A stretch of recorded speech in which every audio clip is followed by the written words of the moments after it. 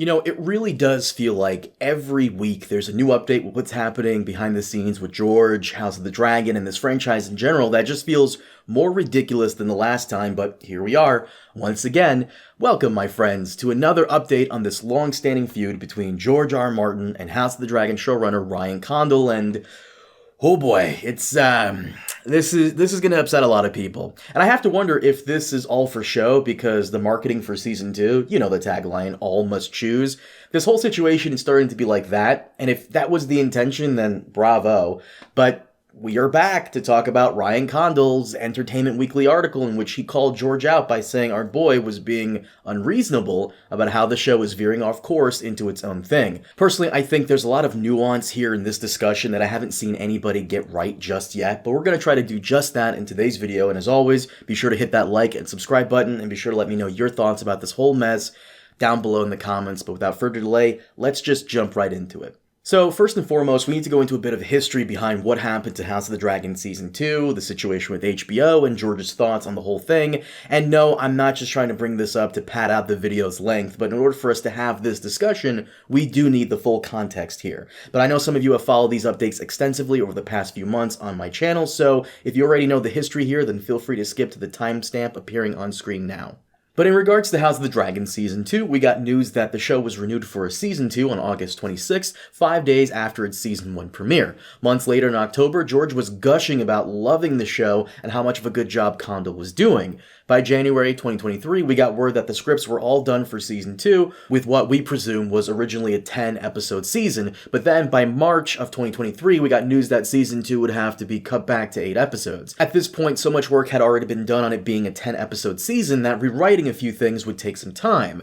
Time they didn't have because the writer's strike came down. Sarah Hess would later stress that the change from 10 to 8 was not their choice. In December of 2023, George would visit the UK, and he did watch the first 2 episodes of Season 2 in rough cuts, and he quite enjoyed them. You can see him here with Condal in front of the Harrenhal weirwood tree. In that same post, he mentioned having deep discussions with the writing team about the future of the show and where it can go. This would be the last time George mentions Condal before that infamous Toxic Butterflies blog post. In May of 2024, George would release his Adaptation Tango post, where he blasts showrunners in Hollywood for taking liberties with the source material and trying to make it their own. On July 5th, George gave some praise to the first 2 episodes of Season 2, but he mentioned he had some issues with certain things and teased that the issues were too complicated to go into. On July 9th, we find out that George has taken another trip to the UK, and he mentions it's a business trip. Here is where he meets fellow writer Shiran J. Zhao, who will be important a little later on. But while on this trip, he mentions that the House of the Dragon Season 3 writing team is coming together, but he has no plans to attend that writing room. 2 days after this, George then releases the blog post, Here Be Dragons, where he praised Episode 4, but also wanted to teach us about dragons in his world and how they don't venture far from warm places. In hindsight, he was giving us a clue about Sheepstealer being in the Vale, which he mentions here. This would be the last of George's blog posts reviewing the show. He would not continue to do so for the rest of the season. A couple of months later, George would attend Bubonicon, in which he told a small group of people about his issues with some of the changes they've made. This information was an exclusive story given to us by someone who attended the show, and it's a video I highly recommend you check out because George goes into a lot of personal feelings on his legacy and about other writers, the show, etc. Unfortunately, he couldn't get the footage, but again, someone who attended gave us the details, so check it out if you're curious. But after we broke the story that George wasn't really satisfied with some of the decisions in Season 2, it kind of became a whole event leading up to his review of it. HBO or Ryan Condal probably felt some pressure to release some type of response to whatever George might complain about, so they did.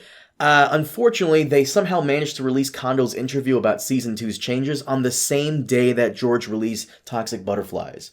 Soon after releasing Toxic Butterflies, George deleted the post, but not long after, the writer he met when he was in the UK came to his defense and told us that the writing team for House of the Dragon wasn't listening to his ideas and outright dismissing him. George has since been quiet about the whole thing, but last week we released a video about his interview with Collider, where the interviewer asked him about Condal, and George completely ignored the question and praised Duncan Egg showrunner Ira Parker instead. I speak about this because I know Ryan Condal is a big fan of a lot of your work, and he's read your books, and he's like, you know, kind of like a lore master. And I'm curious about working with him specifically and his team, and how that's benefited for you as the author of the original. I've worked with a lot of a lot of people. At the moment, I just got back from London and meeting with Ira Parker and his team who are doing Dunk and Egg.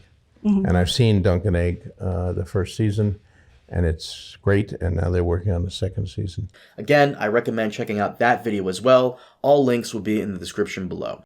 So here's the thing, Condal has remained quiet about this whole situation until now, where he did an interview with Entertainment Weekly about Season 3 starting production, and of course they bring up the whole George thing, and here's what he had to say. Condal addresses the post for the first time, telling EW he didn't see it himself, but was told about it.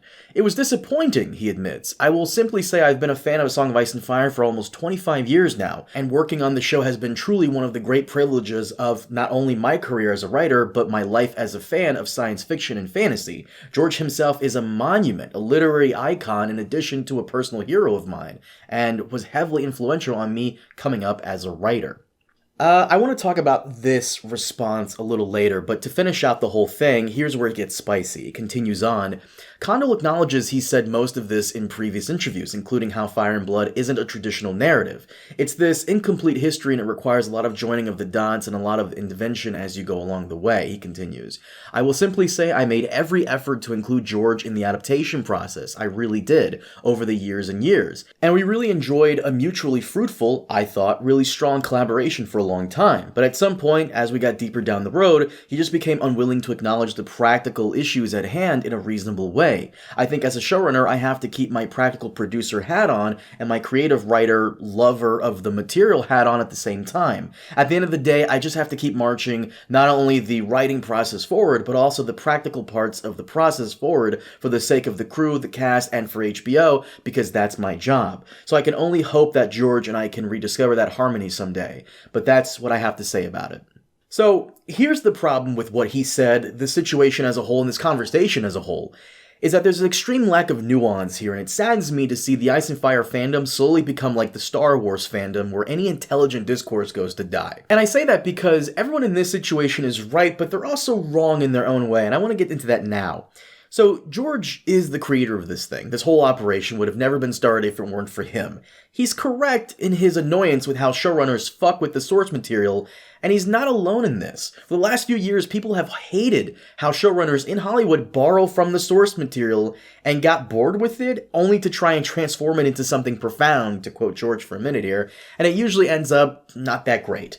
Except that it doesn't always. Forrest Gump and Starship Troopers, two of my favorite 90s films, were nothing like their book counterparts. The people in charge took liberties with it, and I would argue the adaptations are more entertaining than the books they're based off of. George also has his own inconsistencies. He's complained about dragons not venturing far off from their comfort zones, but then forgets that he wrote Silverwing eventually making its way to Red Lake and just staying there.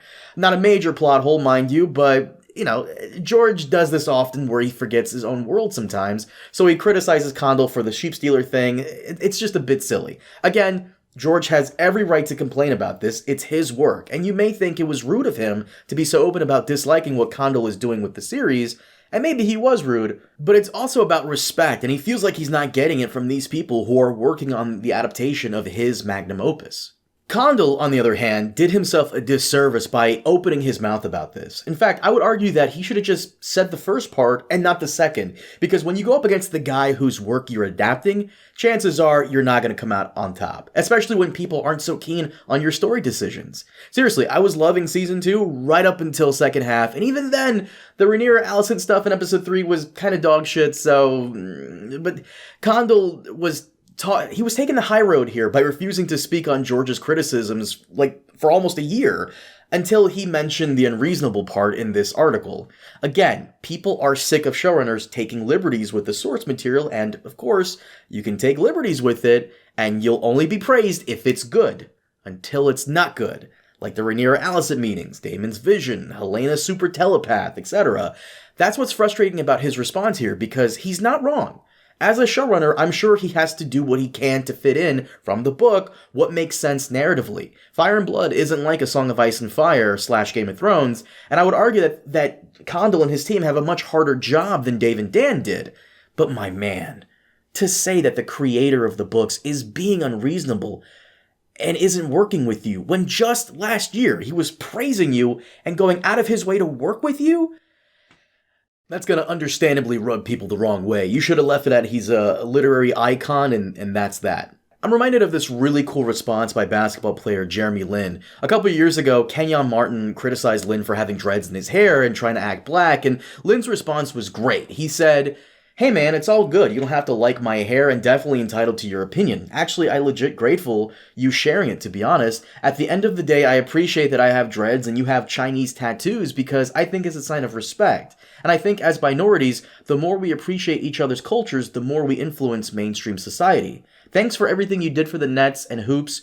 Had your poster on my wall growing up." This was a phenomenal response from Jeremy Lin. Not only does he make Kenyon Martin look like a douchebag, but he flips the narrative to it being a more positive one. Condal was doing just that, and then he screwed it up. I know some people are going to try and say that Condal should try to listen to George some more because George has worked in television before, and yeah, maybe. But let's remember that George hasn't worked in television in almost 25 years. And even the shows he did work on and was in charge of, they didn't really do that well in the ratings. I'm not saying that invalidates his complaints, but being a good author does not automatically make you a good television writer.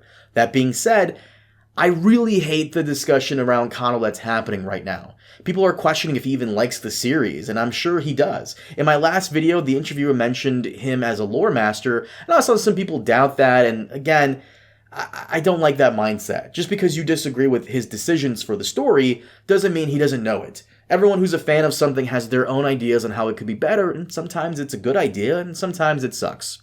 And in Condal's situation, I loved what he did with Viserys. George R. R. Martin agrees. I liked what he initially did with Helena. Again, George agrees. But I really hate the Daemon Vision thing and Helena being super telepath #1. That I was not a big fan of. Overall, I do think George should continue to critically review House of the Dragon, but I would love to learn how he believes Condal could do better. It's one thing to tell me you dislike something, and it's another to actually try and educate me on how you would go about making it better. As for Condal, I don't think he should have responded at all. Believe it or not, this was technically his second response, the first being that podcast he did and released the same day George released Toxic Butterflies, where he explains why he left out Nettles, but that's a conversation for another time, and I hope you'll join me then. But guys, that is it for today. Thank you so much for watching. As always, be sure to leave a like, comment, and subscribe. It helps out a lot. And consider supporting us over on Patreon or YouTube memberships. It's only $1 a month, and your support is greatly appreciated. Once again, thank you so much for watching, and I'll see you all next time. Have a good one.